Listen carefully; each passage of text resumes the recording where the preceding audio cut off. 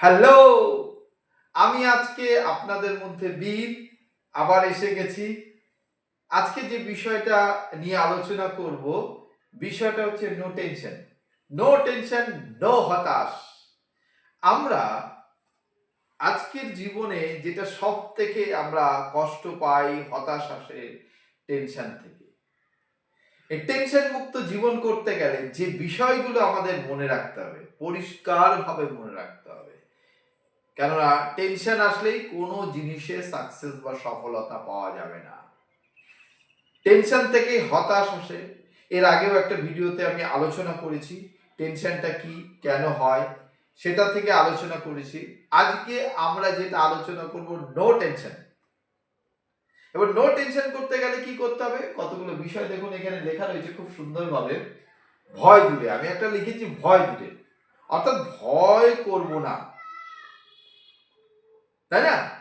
আমরা আমরা একটা গান আছে, আমি ভয় করব না, ভয় করব না। এই যে ভয় করব না, এই ভয়টা আসলেই কিন্তু আমার টেনশন বাড়তে থাকবে।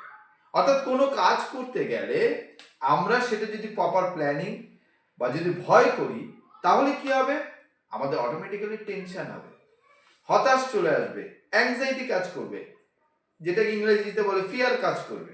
তো কোনো কাজ করবার আগে without any hesitation, without any fear আমরা কিন্তু এগিয়ে যাব এবং সেটার পরিকল্পনা করব কাজ থেকে। তাহলে প্রথমেই আমাদের মনে রাখতে হবে ভয়টাকে দূর করতে হবে। যার যত ভয় কম দেখবেন সে তত জীবনে সাকসেসের জায়গায় পৌঁছে গেছে, আর যার যত ভয় বেশি সে দেখবেন একদম দমিত হয়ে গেছে। এরপরে কি করব আমরা, আর একটা জিনিস, নিজেকে কর্মব্যস্ততার মধ্যে রাখতে হবে। কর্মব্যস্ততার মধ্যে রাখুন নিজেকে, দেখবেন আপনার টেনশন কম হবে। আর যত কর্মব্যস্ততার মধ্যে রাখবেন না জীবনকে, তত দেখবেন আপনার টেনশন ক্রিয়েট হবে, হতাশ হবে, হতাশ থেকে ডিপ্রেশন হবে। এর আগে একটা বলেছিলাম অ্যাগ্রোফোবিয়া। অ্যাগ্রোফোবিয়া মানে প্যানিক ডিসঅর্ডারের অ্যাডভান্স সিস্টেম। এই অ্যাগ্রোফোবিয়া থেকে কিন্তু আমাদের এই জায়গাগুলো চলে আসে। এই যে জায়গা দূর করবার জন্য আমরা কি করব, আমরা নিজেদেরকে কর্মব্যস্ততার মধ্যে রাখবো। তাহলে বোঝা গেল যে কর্মব্যস্ততার মধ্যে রাখলে নো টেনশন, কোনো টেনশন আসবে না। আর একটা কি, ধ্যান করতে হবে। একটু ধ্যান ধ্যান করা মানে আমরা প্রথমেই ভাবি যে কোনো ঈশ্বরের বা কোনো ঠাকুরের ধ্যান বা কোনো গুরুদেবকে নিয়ে, এটাও করতে পারেন, কোনো অসুবিধা নেই। কিন্তু ধ্যান করা মানে হচ্ছে নিজেকে ভালোভাবে চেনা, অর্থাৎ যে পয়েন্টে আমি চিন্তা ভাবনা থাকবে সেই বিন্দুকে আমার স্মরণে রাখা। অর্থাৎ আমার মুখ বন্ধ থাকবে এবং চোখ বন্ধ থাকবে, আমি সেটা নিয়ে কনসেন্ট্রেট করব, অর্থাৎ অ্যাটেনশন ক্রিয়েট করব। অ্যাটেনশন যত বাড়বে বিষয়ের উপর, কনসেন্ট্রেশন যত বাড়বে, তত কিন্তু আমার ভয় দূর হবে এবং আমার টেনশনটাও দূর হতে থাকবে। এটা কিন্তু একটা সাইকোলজিক্যাল বিষয়, এটা কিন্তু সায়েন্স। এটা কিন্তু সকলেই কিন্তু ভালোভাবে বুঝতে হবে, যেটা একটা সায়েন্স। মেডিটেশন একটা সায়েন্স। এই মেডিটেশন করলে কি হয়, আমাদের যে অ্যাড্রিনাল একটা গ্রন্থি আছে, সকলেই জানেন আমাদের একটা অ্যাড্রিনাল গ্রন্থি আছে, যেটা থেকে আমাদের অ্যাড্রিনালিন হরমোনাল সিক্রেশন হয়। যে সিক্রেশনের ফলে আমাদের কি হয়, বডিতে হতাশার ভাব বেশি হয়, চিন্তা বেশি আসে, আমরা অবসাদগ্রস্ত হয়ে পড়ি। ওই হরমোনাল সিক্রেশন তখনই বন্ধ হবে যখন আমরা ভয়টাকে দূর করব, যখন আমরা নিজেকে কর্মব্যস্ততার মধ্যে থাকব, এগিয়ে যাব, তখন দেখবেন আপনার ওই হরমোনাল সিক্রেশনটা কম হতে থাকবে। এবং তার সঙ্গে সঙ্গে ধ্যান, আর ধ্যানের সঙ্গে সঙ্গে আরেকটা বিষয় বলি, রোজ একটু পারলে আপনারা সকলেই ব্যায়াম করবেন। একটু ব্যায়ামের প্রয়োজন, মানে আমরা ফিজিক্যাল এক্সারসাইজ যেটা, সেটা ভীষণই প্রয়োজন।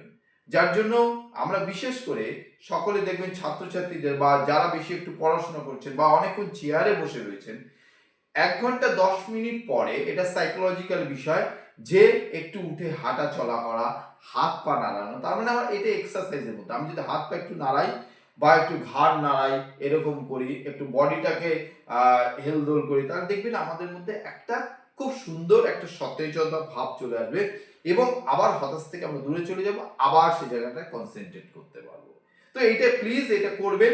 ঠিক 1 ঘন্টা 1.5 ঘন্টা বাদে বাদে একটু নিজেকে একটু এক্সারসাইজ করে নিলাম, ব্যায়াম করে নিলাম, একটু হাঁটাহাঁটি করলাম, দেখবেন শরীরও ভালো থাকবে এবং কাজেও আপনি মনোনিবেশ করতে পারবেন। কাজের আগে পরিকল্পনা করা, এটা খুবই গুরুত্বপূর্ণ। কাজের আগে পরিকল্পনা করা, যে কোনো কাজ করতে গেলে তার যদি পরিকল্পনা আগে থেকে না থাকে তাহলে দেখবেন ওটার মধ্যে আমার টেনশন এসে যাচ্ছে। আর নো টেনশন করতে গেলে কি করতে হবে, ওই কাজটাকে আগে পরিকল্পনা করতে হবে। যেমন আমাদের এভরিডে লাইফে যেটা হয়, আমরা যদি আগের দিন একটু পরিকল্পনা করে রাখি যে কালকে কি কি করব এবং একটা চক আউট করে রাখি, একটা ডায়েরিতে লিখে রাখি, বিশেষ করে যারা ছাত্রছাত্রী আছো তাদের ক্ষেত্রে এটা খুবই গুরুত্বপূর্ণ। কেননা আমাদের যদি ডে টু ডে প্ল্যানিং না থাকে তাহলে আমরা উচ্চ শিখরে পৌঁছাতে পারবো না। কেন হতাশ হয়ে যাবে না জীবন, জীবন হতাশের মধ্যে চলে যাবে। প্ল্যানিং না থাকলে কোনো কিছু হয় না জীবনে, প্ল্যান করতে হবে। আমরা যেমন রেগুলার ওয়াইজ আমার সকালে উঠে দাঁত মাজতে হবে, খেতে হবে, এরকম আমরা একটা রেগুলার ওয়াইজ আমাদের অভ্যাস হয়ে যায়, এরকম প্ল্যান করে করে করে করে জিনিসটাকে এগিয়ে নিয়ে যেতে হবে। তাহলে দেখবেন আপনার নো টেনশন, টেনশন আসবেই না। আর একটা বিষয় বলি, এই যে টেনশন যদি আমাদের আসে, টেনশন আসলে কি হয়, সন্দেহের জায়গাটা বেড়ে যায়, সম্পর্কের জায়গাটা একটা চিড় ধরে। তাহলে টেনশন না আসতে গেলে আমাদের কি করব, আমাদের ঈশ্বরের কাছে সবসময় প্রার্থনা করবো যেন টেনশন না আসে। আর একটা জিনিস, টেনশনকে দূরে তাড়াবার জন্য আমাদের যে কথাগুলো বললাম সেই কথাগুলো একটু মনে রাখা, একটু এইভাবে চলা।